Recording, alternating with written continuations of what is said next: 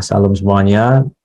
Malam ini kita akan lanjutkan ya diskusi kita tentang iman, kasih karunia dan iman. Ya. Nah, jadi Bapak Ibu, kenapa kita belajar ya tentang kasih karunia dan iman? Karena ini sebenarnya adalah topik dalam kekristenan yang sering disalahpahami gitu ya, sehingga kita kurang utuh ya dalam memahaminya. Akibatnya gimana kalau kita nggak utuh? Akibatnya praktek sehari-hari kita dalam interaksi dengan Allah, memandang Allah, dan juga dalam praktek melayani sesama kita, ya itu bisa meleset dari apa yang Tuhan kehendaki. Nah, jadi kalau sebelumnya kita sudah belajar tentang kasih karunia, ya apa itu kasih karunia? Yang adalah yang pertama, kasih karunia yang diberikan kepada seluruh umat manusia adalah apa? Adalah kesempatan ya. Kesempatan yang Tuhan berikan lewat pengorbanan Tuhan Yesus Kristus sehingga memungkinkan manusia untuk dihakimi ya. Manusia tidak otomatis meluncur kepada kebinasaan, tapi dengan adanya korban Tuhan Yesus Kristus itu adalah satu penebusan ya, penebusan dari penjara maut yang tadinya kita dalam penjara maut, ditebus, dibayar ya, untuk dibebaskan itu ada yang membayar. Nah, itu adalah korban Yesus di kayu salib, sehingga manusia bisa keluar dari penjara maut itu ya. Manusia diberi kesempatan untuk melangkah keluar menuju satu tujuan ya yang Tuhan sudah siapkan dan Tuhan mau kita melangkah ke situ. Nah, jadi ini berlaku untuk semua manusia ya. Yang tadinya semua manusia meluncur kepada api kekal, tapi dengan dibukanya ya penjara maut ini, manusia tidak otomatis langsung masuk ke surga ya, masuk kepada kemuliaan kekal, tidak ya, tapi manusia akan dihakimi. Nah, penghakiman ini tergantung dari respon manusia ya, respon manusia bagaimana dia meresponi karya penebusan yang Tuhan sudah berikan. Nah, salah satu respon ya kita dalam kasih karunia itu adalah lewat iman kita. Nah, makanya penting sekali ya. Jadi pengertian iman kita yang benar harus didasari pada pengertian kasih karunia yang benar. Ya. Oke, kita lanjut ya. Oke. Jadi Bapak Ibu ya, ini kita fokus pada apa yang dimaksud iman bagi orang percaya ya. Nah, orang bisa meresponi secara penuh ya, secara sempurna dari kasih karunia Allah yang berupa penebusan itu adalah kalau apa syaratnya? Bagaimana manusia bisa meresponi secara penuh ya karya penebusan Tuhan? Yaitu dengan kita mengikuti jejak Tuhan ya. Kita pertama mengakui Yesus adalah Tuhan dan Juru Selamat kita. Ya. Jadi kalau tanpa pengakuan iman ini, pengakuan pada Yesus sebagai Tuhan dan Juru Selamat ya, maka dipastikan kita tidak bisa merespon kasih karunia Allah itu secara benar, secara penuh, secara sempurna. Ya. Makanya saya menyebutnya ada karunia iman itu, saya mendefinisikan ada pengkondisian Allah untuk menerima kebenaran ya. Kita menjadi orang-orang pilihan itu memang kasih karunia Allah ya. Kita dipilih ya, artinya dikondisikan Tuhan untuk bisa menerima ya sosok Tuhan Yesus dan itu sebagai Tuhan dan Juru Selamat. Dan kita tidak menolak ya, tapi bisa mengaku bahwa Yesus adalah Tuhan dan Juru Selamat, itu pasti adalah karunia juga yang diberikan Tuhan. Dan memang harus diakui ada fakta bahwa ada orang-orang pilihan, maksudnya orang-orang yang mendapat kesempatan dia untuk bisa mengaku Yesus sebagai Tuhan dan Selamat, tapi juga ada orang-orang yang bukan pilihan, artinya dia tidak punya kesempatan untuk bisa mengakui ya Yesus sebagai Tuhan ya dengan berbagai kondisi. Nah, kita sekarang fokus membicarakan bagaimana dengan orang-orang pilihan yang punya kesempatan punya kesempatan untuk meresponi kasih karunia Allah itu, panggilan Allah itu ya. Nah, respon yang harus kita berikan adalah kita harus paham benar apa yang dimaksud iman. Karena iman inilah yang menyelamatkan ya. Oleh iman, seperti Efesus 2:8-9, sebab karena kasih karunia kamu diselamatkan oleh iman. Kamu diselamatkan oleh iman. Jadi kita bisa selamat atau tidak tergantung dari iman kita. Makanya sangat penting Bapak Ibu untuk memahami apa yang disebut iman itu. Beriman itu seperti apa. Nah, kemarin kita sudah belajar ya Bapak Ibu pengertian iman yang pertama itu iman keyakinan ya. Jadi Bapak Ibu harus pahami bahwa banyak dimensi dari iman ya. Jadi banyak di luar sana yang mengartikan iman secara sempit ya. Nah, kita mau belajar satu-satu ya. Memang iman itu bertumbuh dari satu level ke level berikutnya ya. Tidak serta-merta waktu kita menjadi orang percaya, menjadi pengikut Kristus ya, kita mendapatkan iman yang mampu menyelamatkan kita.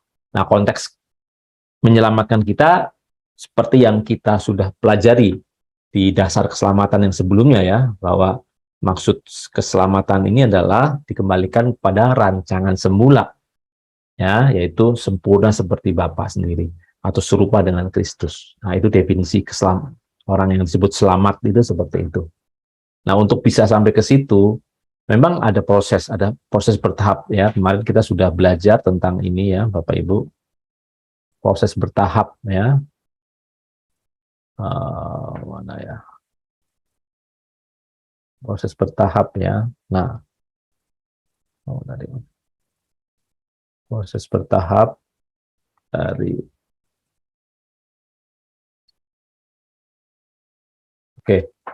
ada proses bertahap ya, Bapak Ibu. Ya, ada proses bertahap. Iman itu ada dua ya. Saya ulangi lagi.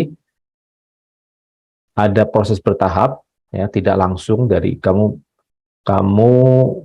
sebab nyata seperti Roma 1:17 ya, sebab di dalamnya nyata kebenaran Allah yang bertolak dari iman dan memimpin kepada iman. Seperti ada tertulis orang benar akan hidup oleh iman. Jadi bertolak dari iman kepada iman, ya bertahap. Ya, kita tidak bisa langsung mendapatkan iman yang sempurna, iman yang sejati atau iman yang menyelamatkan itu. Dan yang kedua adalah ada respon individu, ya. Selalu melibatkan respon terhadap individu. Nah, orientasi atau objek dari iman itu ya selalu pasti berhubungan dengan relasi atau hubungan manusia dengan Allah. Nah, selalu berkaitan dengan ini.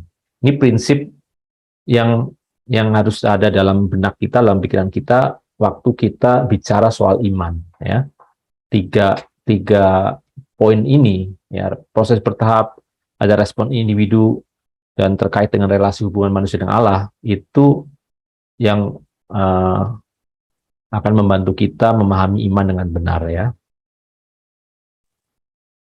Oke, nah Bapak Ibu saya ulangi yang sebelumnya bahwa iman keyakinan ya ini iman yang bertalian ya dengan keyakinan tertentu atau harapan terhadap sesuatu yang bisa terjadi atau terwujud jika diyakini atau diharapkan dengan kuat ya. Jadi ini bicara ada satu dalam bagian diri kita yang meyakini atau memiliki harapan yang kuat ya bahwa sesuatu itu bisa terjadi atau terwujud ya, ada harapan kuat bahwa something happen. Nah, jenis iman ini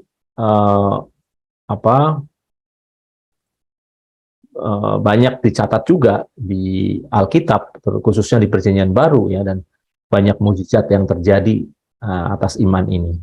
Ya, Tuhan Yesus juga mengajarkan jenis iman ini bagi jiwa baru.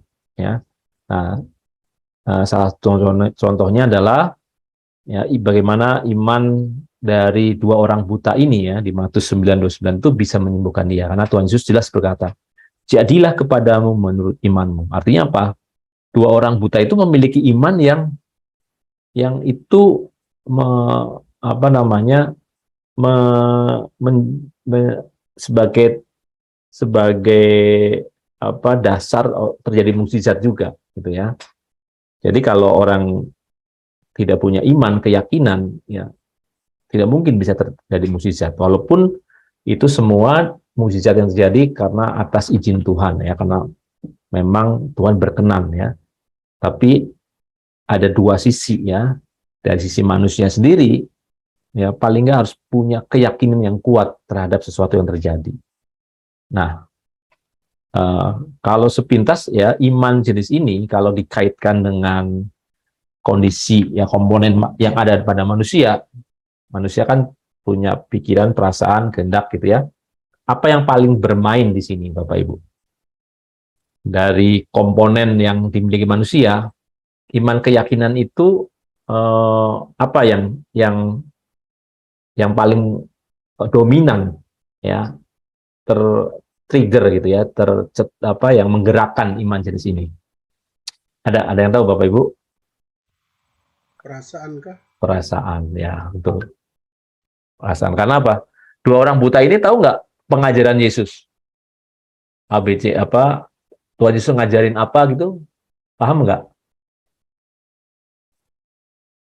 Saya kira tidak paham ya, hanya bahkan murid-muridnya sendiri kurang nggak terlalu nggak langsung otomatis paham.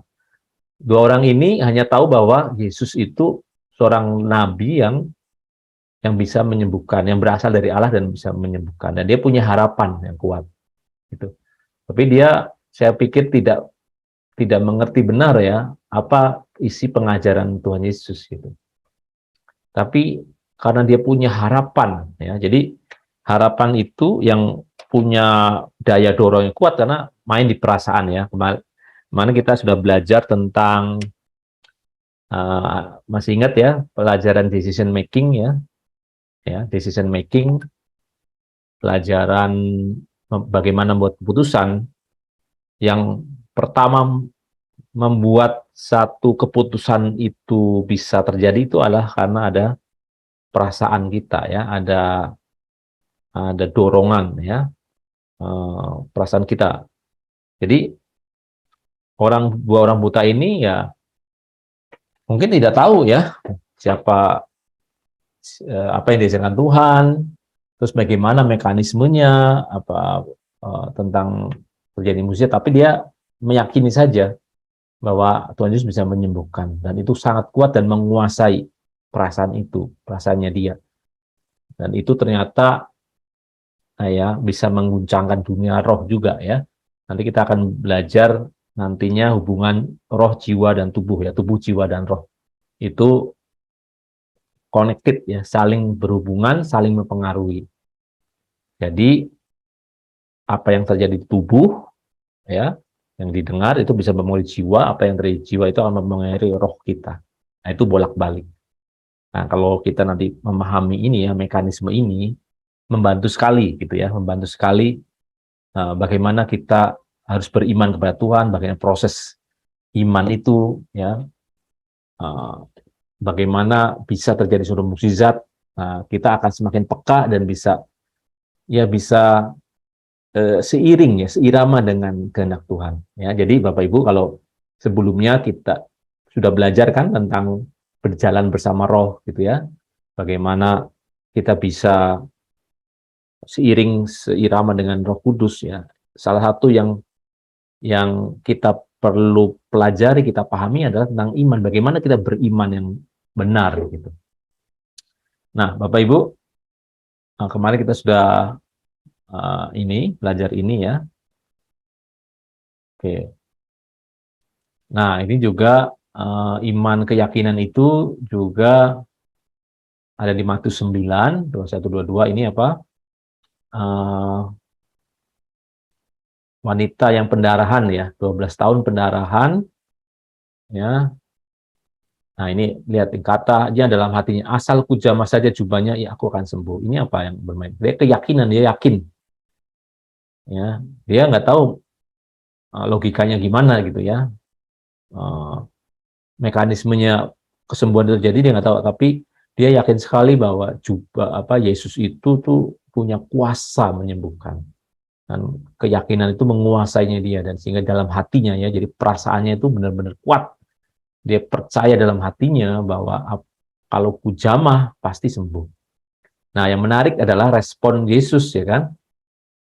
Eh, Yesus berpaling dan memandang dia serta berkata, teguhkanlah hatimu hai anakku, imanmu telah menyelamatkan engkau. Nah, imanmu telah menyelamatkan engkau. Maka sejak itu sembuhlah perempuan itu. Nah, konteks menyelamatkan ini, ya, ini konteksnya apa? Itu menyelamatkan dalam konteks pemenuhan kebutuhan jasmani tadi, menyelamatkan dia dari sakitnya, gitu ya. Tapi apakah ini yang dimaksud iman yang menyelamatkan sampai kepada kekekalan? Nah, ini belum ya, karena nanti Bapak Ibu akan belajar bahwa iman yang menyelamatkan itu tidak hanya yakin dalam hati, perasaan yang kuat ya, tapi lebih dari itu. Ya. Nah, jadi kita nggak tidak jangan dianggap remeh bahwa orang yang benar-benar percaya ya dalam hatinya, benar-benar punya harapan yang kuat, sesuatu terjadi dan benar-benar mempercayai dalam ya, sehingga dia juga tergerak untuk doing something untuk membuktikan keyakinannya itu punya pengaruh gitu ya, punya pengaruh. Nah, bagaimana mekanisme itu terjadi ya? Kok bisa sih orang yakin itu ya? Oh, benar-benar meyakini sesuatu terjadi itu bisa change environment ya, bisa mengubah lingkungannya sehingga ikut berubah juga. Nah, itu ada di penjelasan atau di perumpama kejadian Matius 8:5-10 tentang perwira ya, perwira Romawi itu yang dia ada yang sakit ya, ada yang sakit dan diminta pertolongan Tuhan ya. Nah, perwira itu berkata, Tuhan, aku tidak layak menerima Tuhan dalam rumahku, katakanlah saja sepatah kata maka hambaku itu akan sembuh. Jadi dia minta kesembuhan, tapi dia dia tidak meminta Tuhan Yesus datang ke rumahnya untuk menyembuhkan ya, orang yang sakit ini, tapi dia punya belief, punya kepercayaan bahwa uh, Tuhan Yesus itu punya kekuasaan ya, kuasa untuk menyembuhkan itu sama seperti pemerintahan ya, pemerintahan. Jadi kalau atasan dan bawahan, kalau atasan dalam konteks ini adalah kerajaan Roma ya, kalau bawahannya itu atasan itu menyuruh bawahannya untuk pergi, dia akan pergi, untuk datang dia akan datang. Jadi ada kekuasa gitu ya, yang atasan itu punya kuasa, jadi apapun yang diperintahkan, diomongkan itu akan terjadi.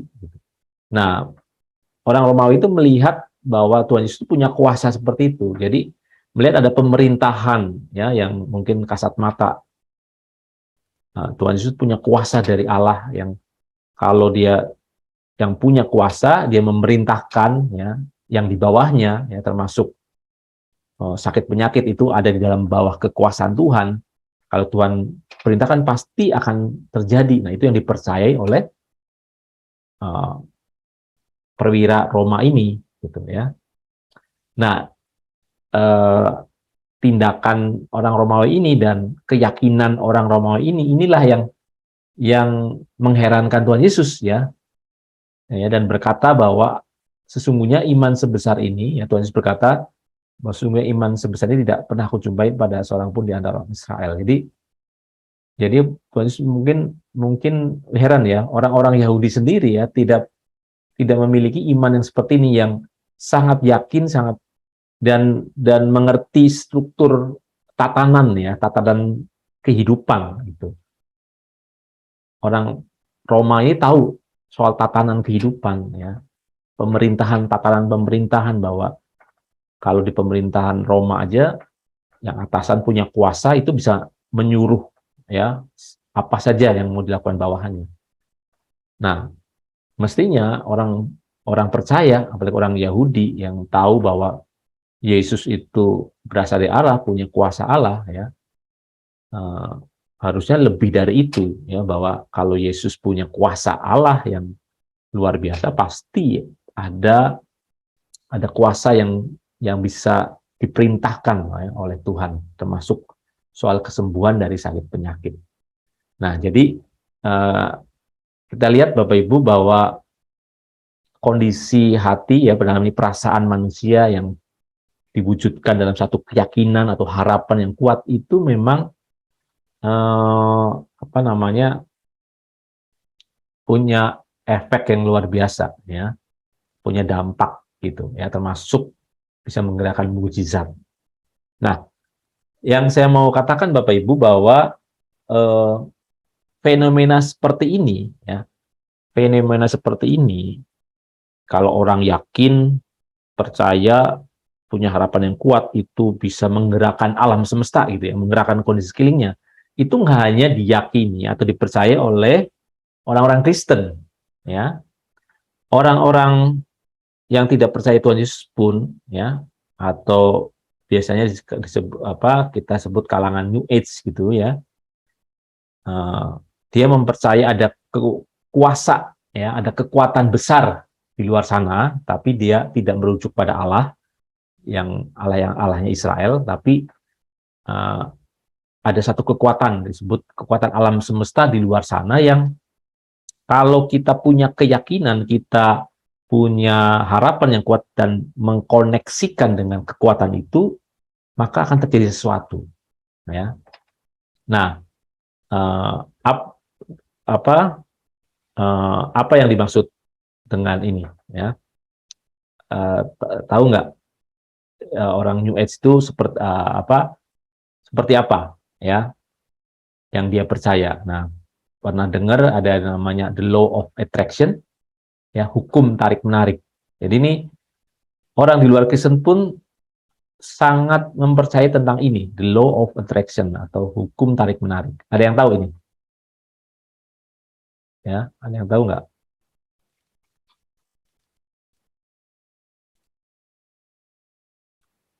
Ada yang tahu apa ini the law of attraction?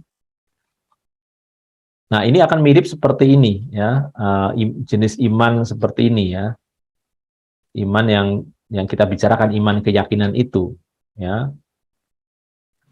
Pak Anton, ini seperti yang diajarkan oleh MLM, ya, percaya, melihat apa yang kamu yakini pasti terjadi gitu, Ya, ya, betul. Nah, ini makanya kita perlu belajar ini karena mungkin tidak sadar, ya, dulu juga saya melihat, memahami iman itu yang iman keyakinan ini gitu. Itu mirip dengan namanya the law of attraction, hukum tarik menarik. Ini kalau Bapak Ibu googling, ya, akan sangat banyak, ya.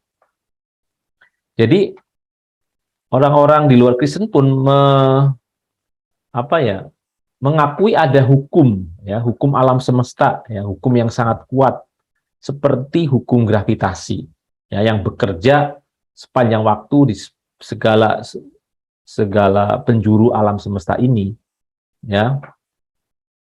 Jadi kalau apa namanya, kalau kita itu menarik sesuatu, ya, maka alam semesta di sekitarnya akan ikut tertarik gitu, ya. Jadi kalau kita berpikirnya positif, ya, yakin sesuatu terjadi, itu akan menarik gitu, ya, menarik alam semesta untuk ikut menyesuaikan. Jadi ada hukum tarik menarik, itu hukum yang menyesuaikan, alam semesta akan menyesuaikan dengan apa yang kita pikirkan, apa yang kita kehendaki, ya. Jadi kita punya kekuatan sebenarnya, katanya. Kalau kita sungguh-sungguh meyakini tadi, seperti apa, pikiran dari si perwira tadi, ya, kalau benar-benar dia yakin sekali itu bisa akan terjadi, ya. Jadi apa yang kita keyakini, ya, sesuatu terjadi itu ternyata bisa mempengaruhi dunia fisik, gitu ya. Nah, kalau mereka jelaskan itu berhubungan dengan energi. Jadi manusia itu pada dasarnya punya energi yang luar biasa, yang kalau dikonsentrasikan, ya, dalam bentuk keyakinan itu. Jadi kalau orang yakin, sungguh-sungguh, ya, punya harapan yang kuat gitu ya, itu kayak seperti mengkonsentrasikan energi di dalam kita, dan energi itu menggerakkan dunia fisik di sekitarnya, ya. Jadi eh, orang yang belajar percaya ini gitu ya, itu mencoba merubah nasibnya, ya, merubah hidupnya itu dengan mengkondisikan pikiran, ya. Pikiran kita meyakinkan, pikiran kita memfokuskan pikiran kita untuk eh, mengharapkan sesuatu atau meyakini sesuatu yang dia mau, ya. Nah,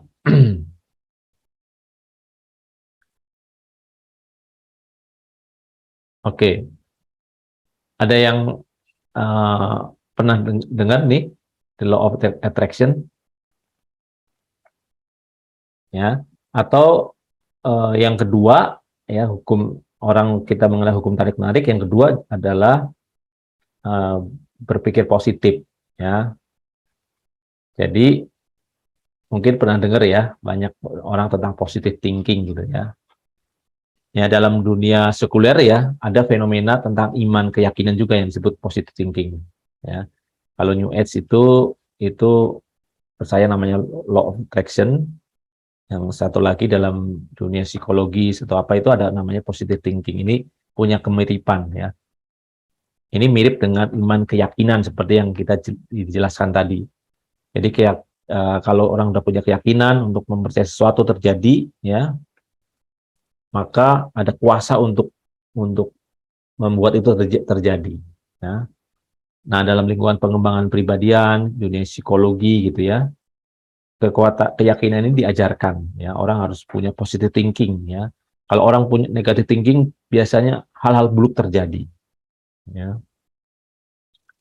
Nah, yang menjadi catatan, ya, kekuatan yang diandalkan bukanlah Tuhan, tapi kekuatan berpikir, ya, kekuatan perkataan dan kekuatan dari alam semesta yang punya yang ikut tergerak oleh kekuatan pikiran kita, ya. Nah, ada istilah uh, namanya mestakung, ya, alam semesta mendukung. Itu saya pernah dengar dari ahli fisika, ya, Profesor Dr. Surya ya kalau nggak salah. Dia juga punya pengalaman seperti itu, bahwa dalam pengalaman hidupnya kalau kita dalam kondisi kritis gitu ya, uh, ingin suatu terjadi gitu ya, itu seringkali terjadi mukjizat, terjadi sesuatu yang mendukung apa yang kita harapkan terjadi, ya. Nah, dalam lingkungan mistik seperti ini, ya, Bapak Ibu, uh, dalam lingkungan yang mistik juga, ya, itu iman ini sering diterapkan, ya, untuk menggunakan memakai kekuatan gaib atau kuasa gelap. Jadi kalau orang yang berkecimpung di berkecimpung di dunia kuasa gelap itu apa istilahnya tuh, okultisme gitu ya. Okultisme itu eh, syaratnya adalah dia harus yakin, ya. Jadi kekuatan gelap itu tetap akan terjadi, akan menjadi fenomena dalam dunia fisik kalau orangnya juga percaya, yakin gitu. Ya, jadi saya pernah dengar, lihat di YouTube gitu, ada orang yang tadinya bekas dukun yang sudah bertobat gitu ya.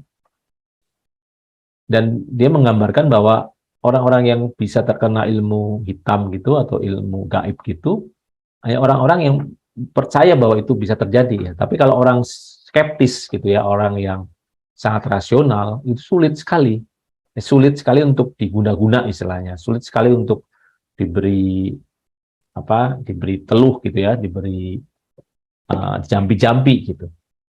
Nah, jadi kita lihat bahwa di sini gitu ya, apa yang kita pikirkan ya, keyakinan apa yang ada di dalam diri kita itu harus kita waspadai loh. Karena itu ternyata memang punya efek yang luar biasa gitu ya. Nah, apa yang perlu kita waspadai dengan adanya positive thinking sama tadi hukum tarik menarik? Ya, apa yang menjadi catatan kritis kita? Ya, apakah ini suatu yang benar atau gimana? Nah, mungkin kita diskusi dulu ya. Ada yang mau bisa kasih komentar tentang ini positive thinking atau dengan law of attraction berkaitan dengan iman yang kita pelajari? Ya, harusnya ini suatu topik yang menarik nih. Iya, menarik Pak. Suara saya dengar Pak ya? Ya, dengar. Ya, kalau law of attraction itu aku belum pernah dengar. Ya mungkin, tapi yang positive thinking itu sering sekali orang bilang positive thinking artinya berpikir yang positif. Nah, tetapi kita harus membedakan mana yang menjadi kehendak Allah, apa yang baik, yang benar, dan yang sempurna. Gitu kan. Nah, jangan sampai kita bilang positive thinking, pikiran positif, tapi versi dunia. Baik menurut dunia belum tentu benar di hadapan Bapa. Nah, makanya kita harus punya landasan yang positive thinking ini, landasannya harus firman. Tadi juga saya opening in progress.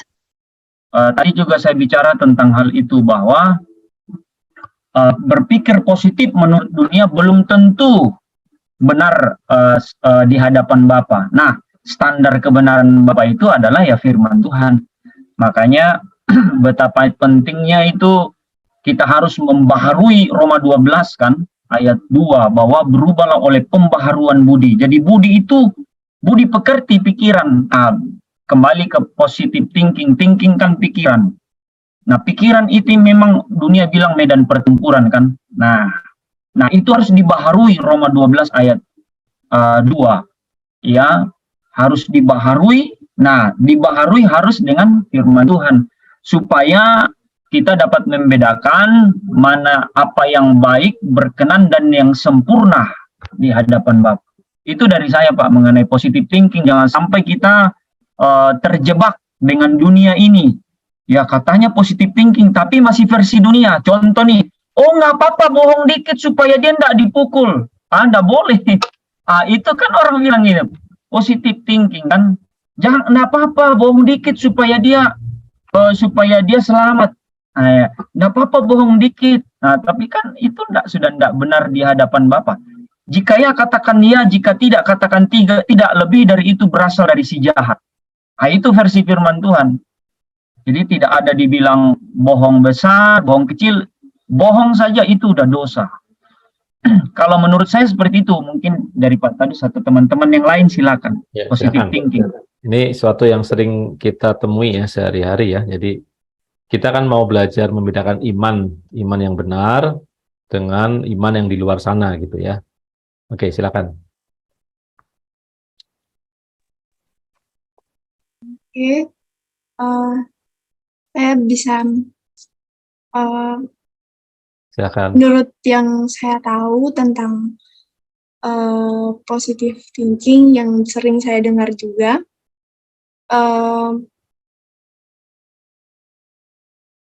di sekolah sering juga diomong positive thinking. Yang saya mengerti itu kayak ada sesuatu yang ada hal-hal yang di luar maksudnya kelihatannya seperti kelihatannya misalnya orang gitu. Misalnya orang itu kelihatannya kayak sedang punya kayak orang gosip gitu. Kita lihat dia kayak gosip kita gitu, ada satu kumpulan, terus kita lihat mereka seperti omong kita di belakang begitu. Tapi di situ saya sering dengar positive thinking aja, mungkin mereka lagi ngobrol lain begitu. Jadi positive thinking yang saya mengerti itu seperti itu. Artinya kita memandang yang sebenarnya kayak apa ya? Kayak hal yang harusnya kita berpikir kayaknya mereka itu omongin saya atau dia benci saya kayaknya gitu. Tapi di situ kita harus berpikir positif gitu. Kayak gini, kayaknya bukan, anggap saja kalau itu bukan kayak bodo amat gitu, bodo amat.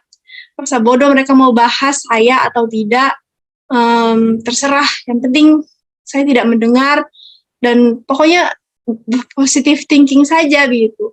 Jadi itu yang saya pahami. Saya tidak pahami tentang kayak positive thinking tentang kayak percaya sesuatu yang sesuatu terjadi gitu. Enggak. Saya mengertinya tentang itu.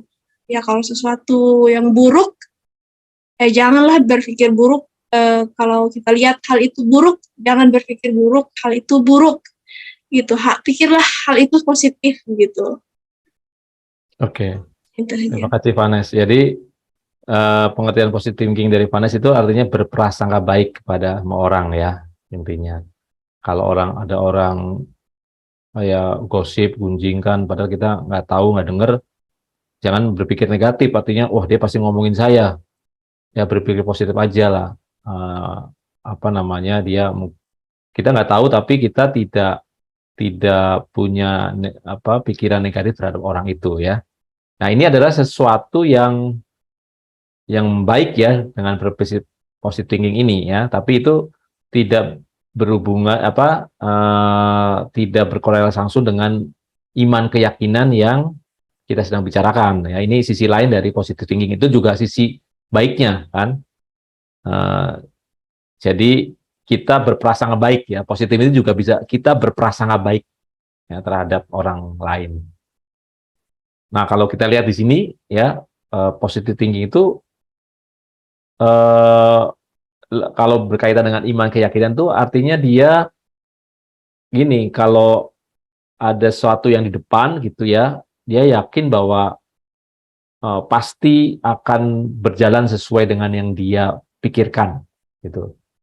Ya, jadi kalau ada pekerjaan, ada mungkin ulangan ujian gitu misalnya, ada ujian lah, dia berpikir positif artinya nanti pasti saya pasti bisa gitu. Ya.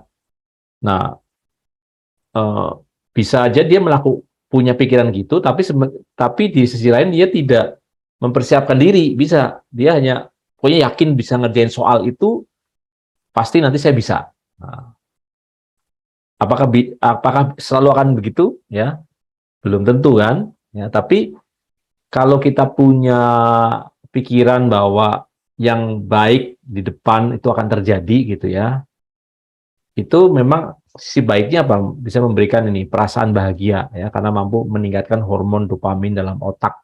Jadi bisa feel good gitu ya. Misalnya nih sekarang nih ya, area positive thinking itu kalau lihat kondisi sekarang dunia ini kan penuh ancaman, penuh krisis kan, perang Ukraina, ada COVID, terus ada harga minyak naik dan seterusnya ya. Nah, orang-orang yang berpikir positif itu akan pasti nanti dunia akan bisa lebih baik. Pasti nanti akan baik, pokoknya ke depan tuh pasti baik, ya, yakin dia, dan dia berharap seperti itu. Ya, sehingga ya secara efek positifnya dia punya kayak ketenangan gitu, tanda kutip ya, punya ketenangan kan. Jadi tidak ada kekhawatiran gitu.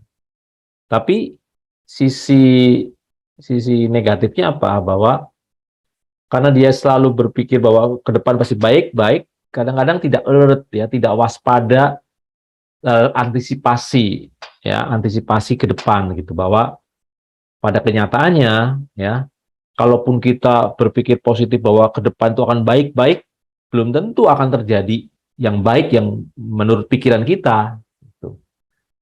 Seberapapun kita kuat berpikir positif tentang kondisi di depan, gitu ya, itu tidak akan serta-merta ya merubah nasib kondisi di depan gitu. Ya. Misalnya orang Ukraina gitu ya, waktu sebelum perang terjadi itu presiden Ukraina itu berpikir positif sekali bahwa tidak mungkin Rusia akan menyerang dia, tidak mungkin lah. Saya positif bahwa Rusia hanya menggertak saja, dia berpikir ke situ tuh, ya. Nah, tapi seberapa kuat presidennya itu berpikiran positif terhadap Rusia, tetap Rusia akhirnya menyerang dia juga. Ya, itu sisi negatifnya. Terlalu over berpositif thinking, ya kadang tadi melemahkan kewaspadaan, melemahkan antisipasi. Nah, itu ya. Nah, kita harus mengambil ini ya nanti tetap dibandingkan seperti Pak Levi bilang dengan firman Tuhan ya. Ada yang sesuai cara berpikir positive thinking ini itu dengan firman Tuhan ya kita ambil ya, seperti tadi yang Vanes bilang bahwa positive thinking dalam konteks kita berprasangka baik pada orang ya, tapi artinya tidak langsung berprasangka buruk kalau melihat kelakuan orang. Nah, itu suatu yang benar ya kan, karena itu sesuai firman Tuhan juga ya, kita tidak gosip, tidak bersungut-sungut, tidak membicarakan orang gitu ya. Nah, ini suatu positive thinking yang baik. Nah, tapi dalam konteks, nah ini yang bahasan iman gitu ya, bahasan iman. Nah, kita harus harus waspada, harus meletakkan pada koridor firman juga seperti yang tadi Pak Levi bilang. Nah, mungkin ada pengalaman dari teman-teman soal ini, ya. Jadi gini, kalau kita punya iman ya, iman keyakinan seperti yang tadi ditunjukkan ya, contoh-contoh di Alkitab gitu ya, itu mirip seperti berpikir positif gitu ya, bisa mirip seperti itu. Cuma bedanya kalau orang Kristen itu harapannya pada Tuhan Yesus ya, ada Tuhannya Tuhan Yesus. Tapi kalau orang dunia, orang di luar Kristen mungkin bukan Tuhan Yesus, tapi Tuhan yang lain atau kuasa yang lain gitu. Nah, membedakannya itu, sekedar itu. Tapi sebenarnya dampaknya atau kualitasnya, ya, kualitas imannya sama. Kualitas imannya sama, gitu ya. Hanya aspek mempercayai sangat kuat, harapan yang sangat kuat pada sesuatu. Nah, cuma bedanya sesuatu yang lain. Gitu ya. Nangkep nggak? Nah, mungkin ada yang mau ini berpendapat ya dalam kehidupan sehari-hari soal positive thinking ini.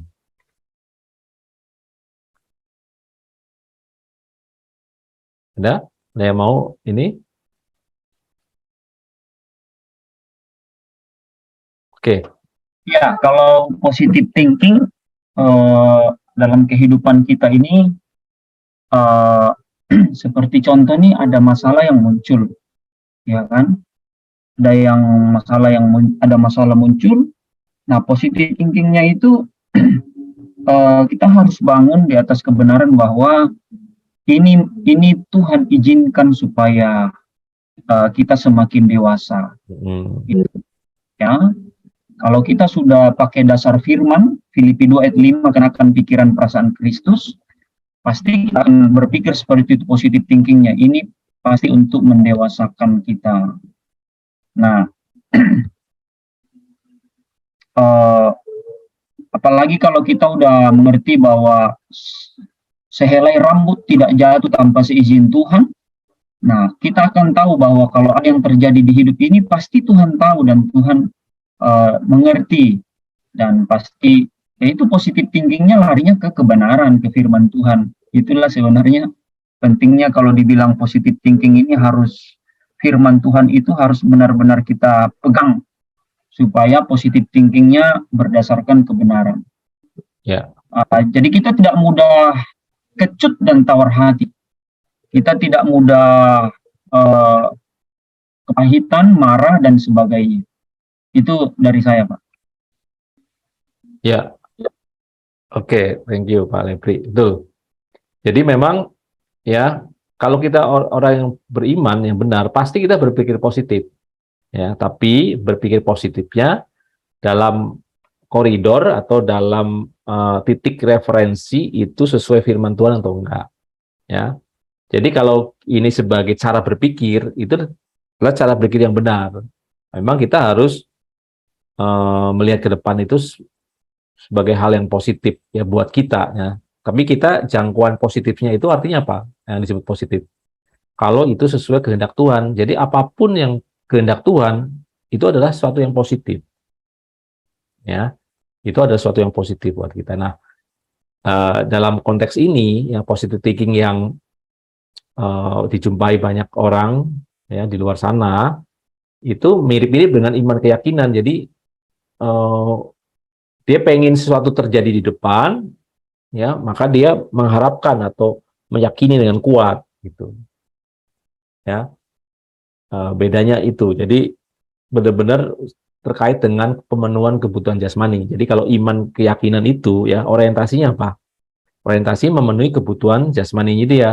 Apa yang diinginkan dia, apa yang dimaui dia, itu diyakini dengan kuat supaya terjadi di masa depan.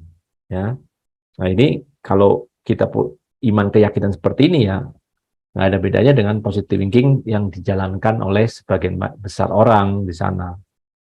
Ya, tapi nanti kita belajar bahwa bagaimana kita positive thinking yang benar gitu ya, bagaimana kita memiliki positive thinking yang memang sesuai kehendak Tuhan. Tadi yang seperti yang diterangkan Pak Lepri ya.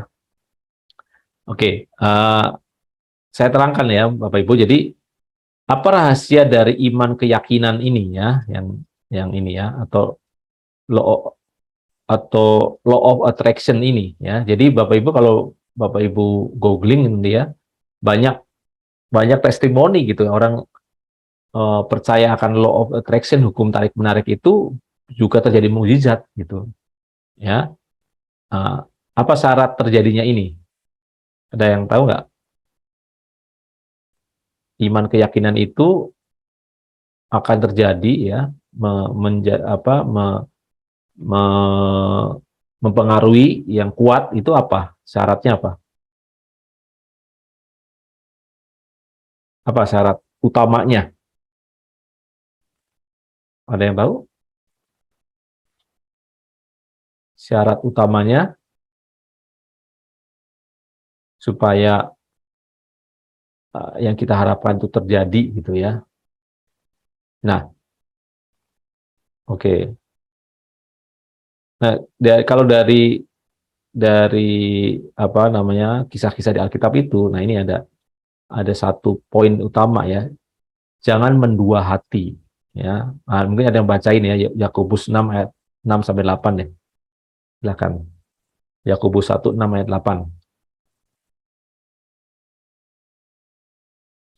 Silakan, ada yang bisa bacakan?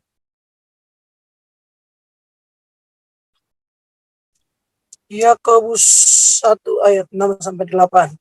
Hendaklah ia memintanya dalam iman dan sama sekali jangan bimbang. Sebab orang yang bimbang sama dengan gelombang laut yang diombang-ambingkan kian kemari oleh angin. Orang yang demikian janganlah mengira bahwa ia akan menerima sesuatu dari Tuhan. Sebab orang yang mendua hati tidak akan tenang dalam hidupnya. Amin. Thank you Bu Nurul. Ya, jadi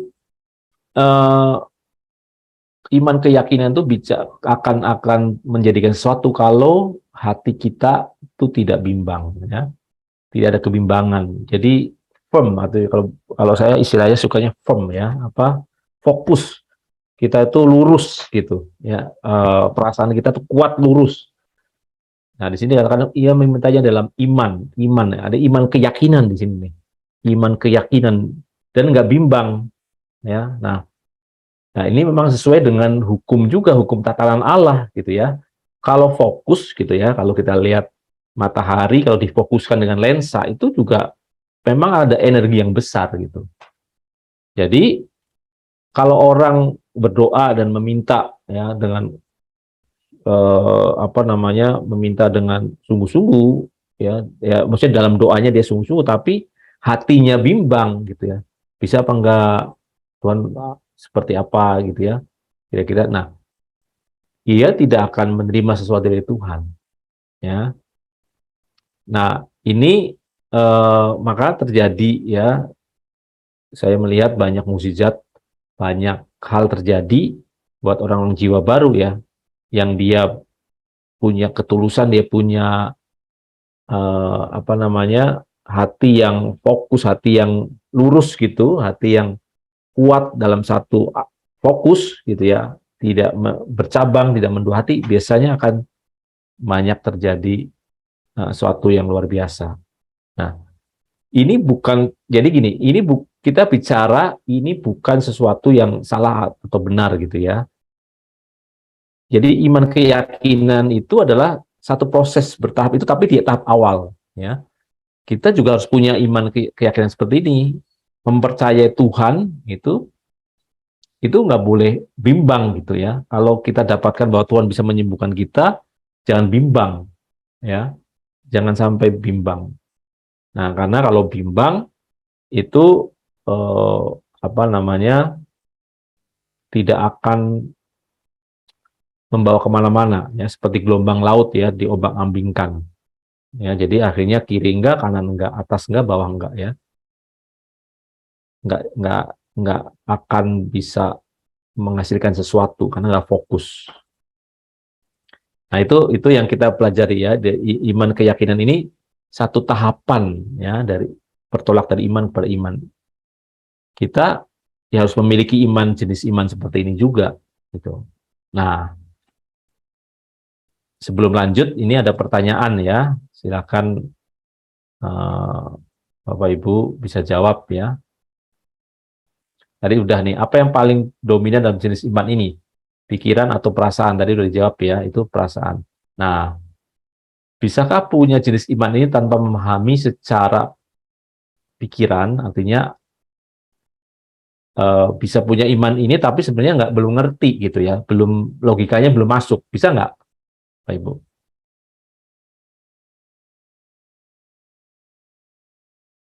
Ada yang bisa jawab? Apakah kita bisa punya jenis iman ini tapi sebenarnya secara pengertian, secara logika itu belum masuk gitu.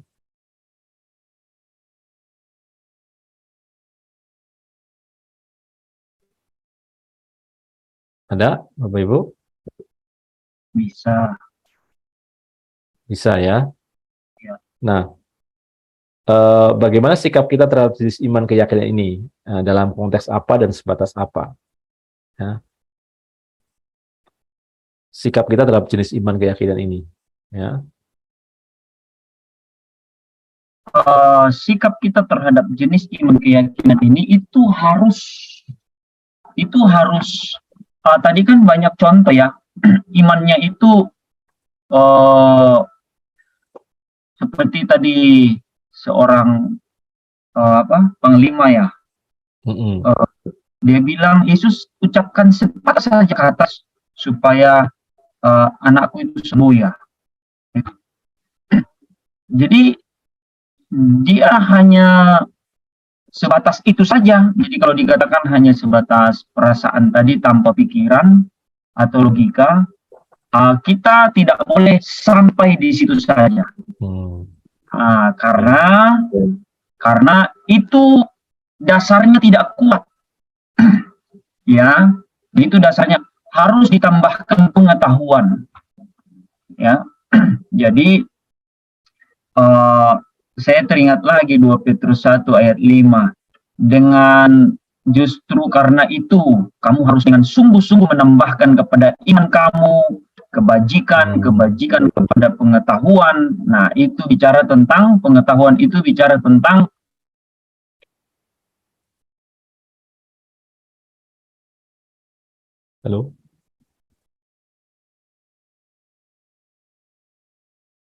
mengharapkan mujizat tapi itu tidak terjadi, nah bisa jadi kecewa. Tapi kalau Ya.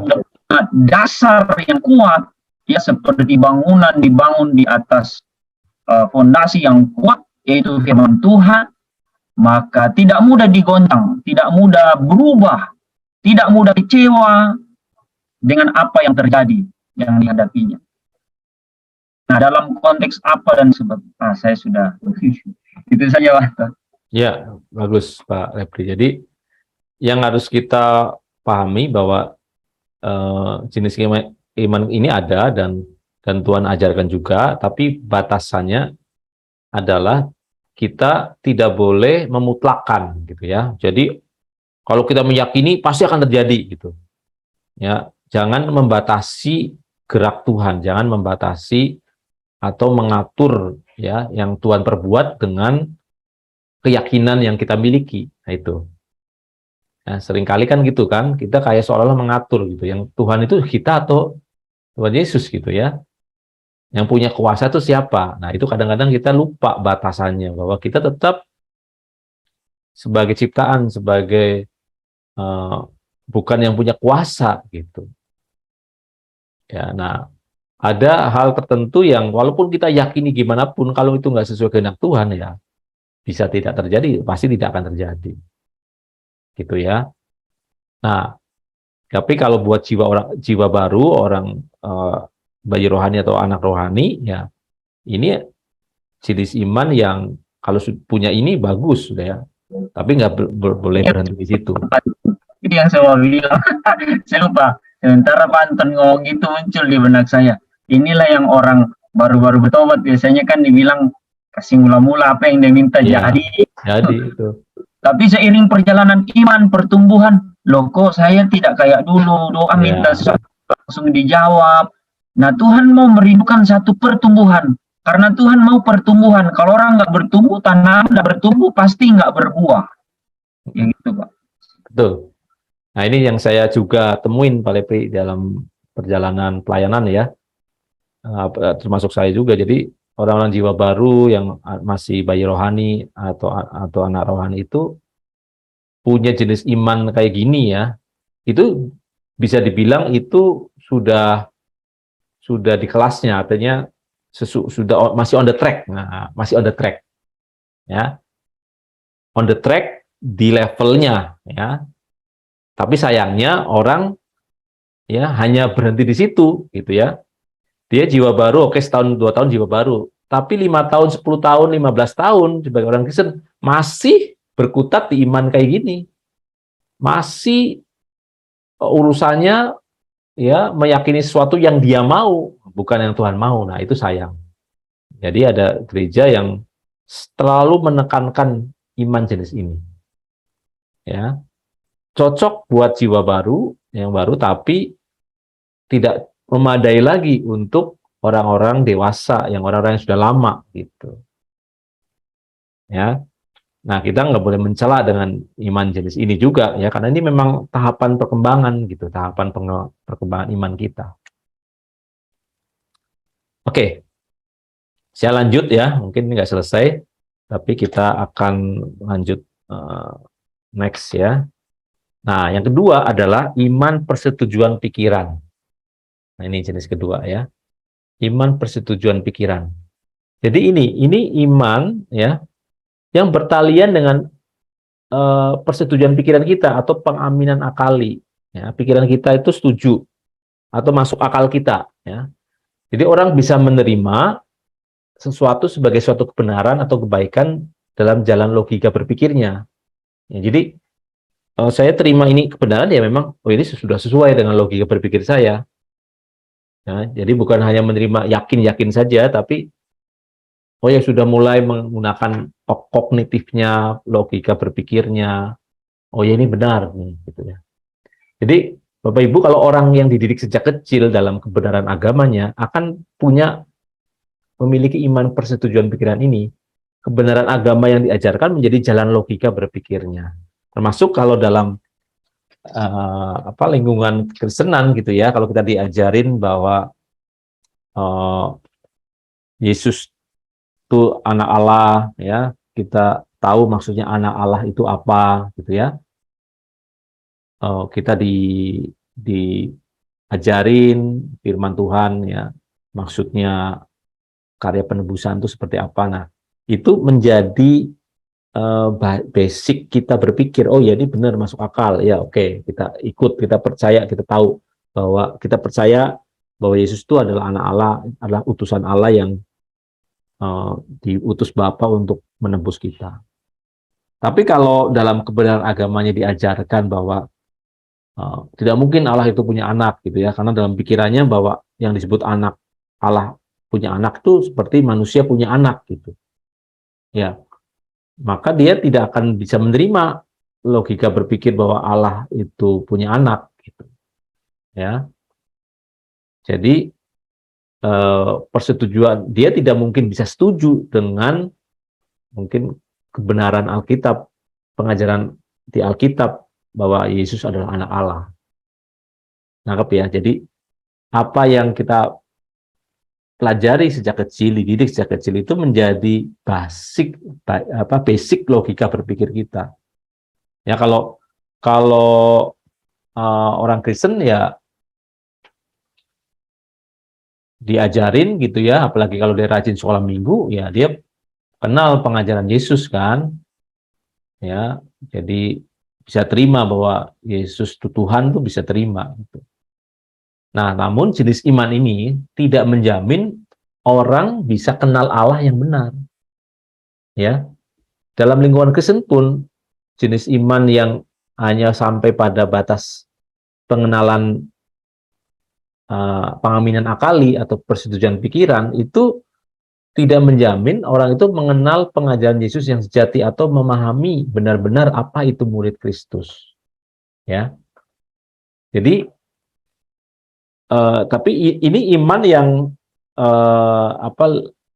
lebih bertumbuh lebih baik gitu ya. Setelah dia punya keyakinan, iman keyakinan, dia juga karena ada pengajaran, ada kebenaran yang disampaikan, dia mulai memahami, oh ya benar nih, secara logika berpikir dia aspek kognitifnya, aspek berpikirnya itu mulai dipakai gitu ya untuk merasionalisasikan kebenaran yang dia terima. Ya. Nah, paling nyata dari tindakan konkret ya, tindakan konkret dari iman persetujuan pikiran itu adalah adanya dia melakukan hal-hal yang sifatnya agamawi, atau artinya tindakan-tindakan agamawi ya, yang diwakili dengan ketaatan pada hukum yang tertulis. Jadi dia menyatakan dia setuju bahwa Yesus adalah Tuhan dan Selamat gitu ya. Dengan apa? Ya, saya berdoa kepada Tuhan Yesus, saya pergi ke gereja, ya saya ikut kegiatan rohani ya gitu. Ya. Kalau hanya sebatas setuju saja secara akal pikiran, itu dia belum fokus bagaimana membangun hubungan yang benar dengan Allah. Ya. Jadi akal otaknya kognitifnya setuju ya dengan kebenaran yang diajarkan Tuhan Yesus misalnya, tapi belum fokus kepada bagaimana membangun hubungan Allah yang benar. Namun ya jenis iman ini, persetujuan pikiran ini memang perlu ya untuk sampai ke sini. Karena apa? Ini langkah awal orang belajar mengenal Allah yang benar. Ya. Langkah awal belajar. Kalau pikiran orang itu nggak setuju dengan dengan kebenaran, dengan satu pemahaman Yesus adalah Tuhan dan Juru Selamat ya, dia nggak mungkin belajar lebih jauh tentang pengajaran Yesus kan, ya kalau dia tidak mengaku Yesus sebagai Tuhan dan Juru Selamat, sebagai sumber kebenaran, ya gimana dia mau belajar tentang ajaran Yesus yang sejati, ya ajaran Yesus yang lain gitu ya. Jadi ini adalah langkah awal ya. Jadi ini benar-benar langkah awal untuk kita bergerak ke iman yang sempurna, iman yang menyelamatkan. Kenapa? Karena iman jenis ini belum bisa mengarahkan orang untuk melakukan kehendak Bapa yang sempurna. Ya, karena dia setuju aja gitu, terus responnya atau tindakan konkretnya sebatas ke hal-hal yang liturgis, ya, agamawi gitu. Ya. Dan dia belum fokus pada soal relasi hubungan dengan Allah. Nah, jangan bangga, jangan merasa bahwa kalau kita sudah setuju secara pikiran, ya, kita artinya sudah punya iman yang benar, iman yang dikehendaki Allah. Gitu.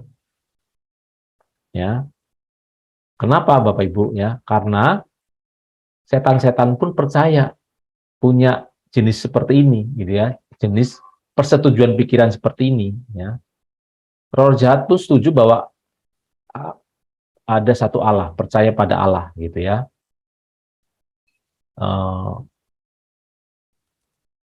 Di Matius 8:29 gitu ya. Dan mereka, iblis setan itu pun berteriak katanya, apa urusanmu dengan kami, hai anak Allah? Adakah engkau kemari untuk menyiksa kami sebelum waktunya? Matius 8:29. Dan di Yakobus 2:19, engkau percaya bahwa hanya ada satu Allah saja. Itu baik, ya. Tapi setan-setan di sekitar sini, artinya roh-roh jahat pun percaya akan hal itu dan mereka gemetar. Ya. Banyak orang merasa beriman hanya karena percaya Tuhan itu ada. Secara logikanya dia masuk, Tuhan itu ada gitu. Nah, kalau cuma itu doang, ya, itu nggak ada lebihnya dengan setan gitu ya. Setan percaya bahwa Allah ada, bahkan ketakutan, ya, trembling, ketakutan. Bandingkan dengan manusia yang kita jumpai, bahkan sama Allah aja nggak sampai ketakutan gitu ya. Ya, teori dia percaya Allah itu ada, tapi dia nggak ketakutan. Nah, tapi setan tidak bisa dibilang kalau dia percaya Allah itu ada, Allah itu satu, ya, tidak bisa dibilang beriman. Kenapa? Setan tidak punya relasi yang harmonis dengan Allah. Jadi ingat, satu unsur yang disebut iman itu adalah relasi atau hubungan. Ya, jadi setan tidak bisa dikatakan beriman kalaupun dia percaya Allah itu ada, Allah itu satu, hanya ada satu Allah yang punya kuasa. Jadi setan juga tahu ada satu Allah yang berkuasa gitu. Ya. Nah, Bapak Ibu, banyak orang ya secara teori bertuhan, tapi pada praktek kehidupan sehari-hari tidak. Ya. Jadi punya konsep bertuhan, dia percaya Allah itu ada, ya pokoknya banyak orang Kristen juga mengaku Yesus Tuhan, Juru Selamat itu. Tapi sebenarnya dalam praktek kehidupan sehari-hari itu tidak mencerminkan itu, apa yang dia percayai, tidak mencerminkan apa yang dia percayai. Jadi secara teori bertuhan, ya, teis teoritis, tapi sesungguhnya adalah ateis praktis. Sebenarnya dia nggak percaya, ya. Dia secara teori aja percaya, tapi praktek kehidupan sehari-harinya dia tidak menggambarkan kepercayaannya itu. Ya. Nah, ini yang kita harus waspadai dalam kehidupan Kristen sekarang ini. Banyak orang hanya sampai pada iman persetujuan pikiran ini. Kalau dia setuju dengan pikirannya, menerima, ya, tidak mengkhianati Tuhan Yesus, pokoknya percaya Yesus Tuhan Juru Selamat, terus melakukan liturgis, ya, tindakan-tindakan kegiatan rohani yang liturgis, merasa sudah cukup, ya, merasa sudah cukup. Tapi iman jenis ini, Bapak Ibu, tidak fokus kepada relasi, ya, hubungan dengan manusia. Memang ada respon, ya, dengan pengakuan akalnya itu, ya, dia merespon dengan tindakan liturgis, ya, tindakan agamawinya, tapi tidak fokus pada relasi atau hubungan manusia dengan Allah. Ya, nah, ini saya lihat, ya, kalau pengamatan saya pribadi, banyak orang Kristen stuck di jenis iman ini. Benar nggak? Dia merasa cukup aja, merasa cukup bahwa tahu kebenaran, tahu mengaku Yesus sebagai Tuhan Yesus Selamat, udah merasa cukup. Ya, yang disebut beriman, ya, kalau mengaku dengan mulut, percaya dalam hati, ya sudah cukup. Nah, ini hanya berhenti di jenis iman persetujuan pikiran, ya, bukan pada nanti iman yang sempurna, bukan iman yang sejati. Karena iman yang sempurna sejati itu pasti fokusnya relasi hubungan manusia dengan Allah. Nah, mungkin saya cukup sampai situ ya. Jadi kita sudah belajar ya, ini tahapannya iman keyakinan ke iman persetujuan pikiran. Pantau Ya. mengenai iman persetujuan pikiran tadi ya. Itu bisa disebut juga yang mereka-mereka ini yang sukanya berdebat. Ya, Itu ya. betul sekali. Nah, itu. Berdebat. Ya, itu bukan cuma di luar sana, tapi kami di lingkungan STT ada satu grup dibuat untuk berdiskusi, tetapi memang berdiskusinya itu saling sampai tidak mengerti kalau kita melempar tentang hubungan dan dengan Allah dan melakukan firman itu. Nggak fokus itu. Mereka mempertahankan bahwa ya makanya kita ini harus jadi apologet, tapi apologet itu bisa menjerumuskan ya. Saya cukup lama terjebak di jenis iman ini, Pak Lepri. Karena saya merasa dengan berapologet, tahu gitu ya, Alkitab, menguasai Alkitab, wah Tuhan senanglah sama saya gitu, karena saya logikanya jalan nih. Gitu. Merasa sudah benar gitu, merasa sudah cukup benar gitu. Jadi kalau orang ditanya masih AIWO gitu, nggak tahu apa nih maksudnya baptisan, maksudnya ini, itu kamu belum beriman. Jadi saya sudah beriman, kenapa? Saya sudah bisa menjelaskan, menerangkan nih, pengajaran Yesus, perumpamaan biji sesawi artinya apa, perumpamaan 5 roti perumpamaan tentang talenta itu apa, saya sudah bisa menjelaskan. Nah, saya punya iman. Ya, terus kalau lihat yang lain tuh definisinya berbeda tentang pengajaran Yesus, wah, kamu belum beriman, salah itu. Nah, ini jebakannya para apologet di sini, Pak. Dia merasa sudah beriman, tapi sebenarnya masih sebatas persetujuan pikiran. Kenapa? Poin yang terakhir itu menarik, Bapak tulis bahwa iman jenis ini belum bisa mengarahkan orang untuk melakukan kehendak Bapak yang sempurna. Menarik. Iya. Nah, makanya perlu, kan ngomongin iman kan aspeknya banyak kan, Pak Lepri ya. Makanya harus dibahas detail gitu loh. Jangan-jangan iman yang kita maksud bukan iman yang seperti yang Tuhan maksud gitu. Kata Nur di kolom chat, ada di YouTube biji sesawi berdebat terus. Bukan cuma itu, di grup saya ada mahasiswa, aduh Tuhan. Pokoknya kalau kita bahas tentang yang paling inti dalam kehidupan itu melakukan firman, tetap aja nggak terima. Yang harus dilakukan tuh ya harus menjelaskan begitu, berdebat mengenai firman. Iya. Bagus kalau menerima tentang hubungan, melakukan firman kan, tapi kalau udah menolak hal-hal begitu kan, berarti ada satu lagi Pak ya, yang iman yang sesungguhnya di hadapan Tuhan Pak ya. Ya, nanti next kita bahas tentang iman keselamatan ya. Iman yang sempurna, iman yang sejati. Nah, ini kalau kita bicara jam langsung ke sini, nanti nggak tahu bedanya gitu kan. Iya. Nah, jenis iman ini. Makanya ya ini pelan-pelan Bapak Ibu nanti bisa mendalami gitu, bisa mencerna. Oh, iman tuh maksudnya ini, tapi memang ada perjalanannya, ada tahapannya gitu loh. Ya, ada tahapannya. Ya, ada tahapannya. Nah, nanti kalau udah tahu ini ya kita bisa lebih bijak sih menghadapi orang-orang yang suka berdebat itu gitu. Ya, ada kalanya kita meladeni, ada kalanya nggak perlu gitu ya. Kalau kita tahu bahwa ya dia baru sebatas pikirannya saja yang main gitu. Ya, dia menganggap bahwa Allah itu bisa diformulasikan dengan logika pikirannya.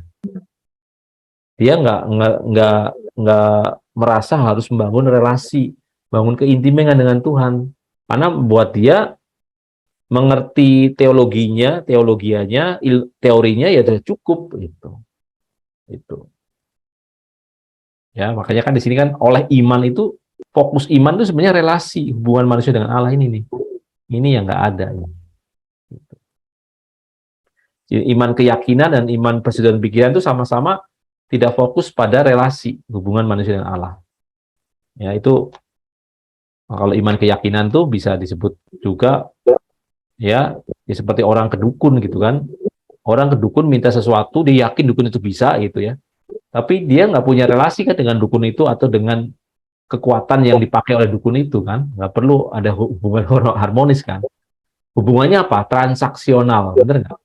Saya kasih sesajen, saya kasih ayam hitam, saya kasih kasih bunga 7 rupa. Nah, nanti saya dapat sesuatu. Nggak perlu hubungan gitu. Itu ya. Oke. Mungkin saya cukupkan sampai sini dulu ya, Pak Lepri ya. Nanti next dilanjut.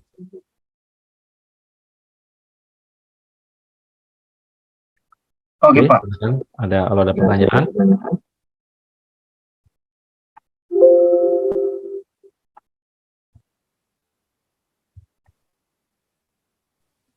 Dari dua jenis iman ini mana yang lebih Pak? Yang kalau dilihat dari pertama contohnya Tuhan Yesus memuji keyakinan dan iman persetujuan pikiran ini. Ya ini sebenarnya tahapan perkembangan iman. Jadi bukan soal mana iman yang benar atau salah gitu ya. Dalam awal sebagai orang jiwa baru dia punya iman keyakinan. Terus kemudian dia bertumbuh kepada persetujuan pikiran. Dia menggunakan logika berpikirnya kan. Belajar firman Alkitab itu kan akhirnya dia punya iman persetujuan pikiran ini gitu. Nah sayangnya orang stuck di sini. Jadi ini kita lihat sebagai sebenarnya proses pertumbuhan, gitu. Proses perkembangan, tahapan. Ya, tapi jangan berhenti, gitu. Ya kan? Tadi Pak Refri sangat tepat mengatakan bahwa, oh ini orang-orang yang suka berdebat itu hanya stuck di sini ya. Iya betul. Orang yang suka berdebat itu stuck di jenis iman seperti ini, gitu.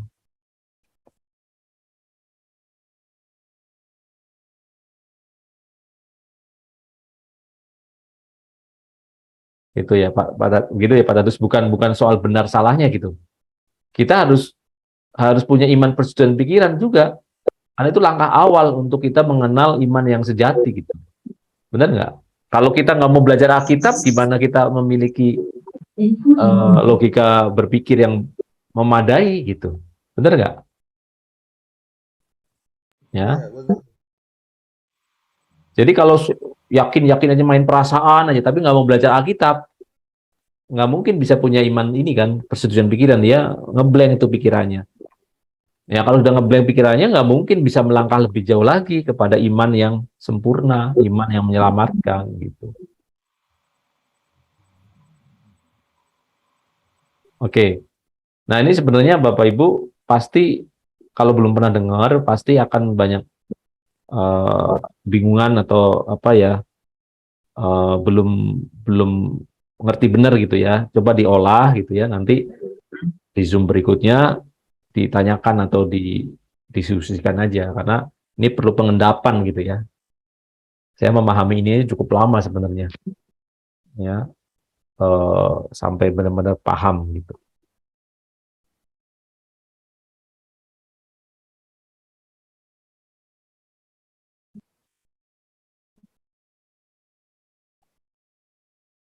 Ya, nanti slide-nya dibagi Bu Nur ya. Oke. Oke, mungkin ada yang punya apa komentar atau punya pandangan tentang dua jenis iman ini, ya, atau dalam kehidupan sehari-hari prakteknya seperti apa, melihat fenomena seperti apa, gitu ya.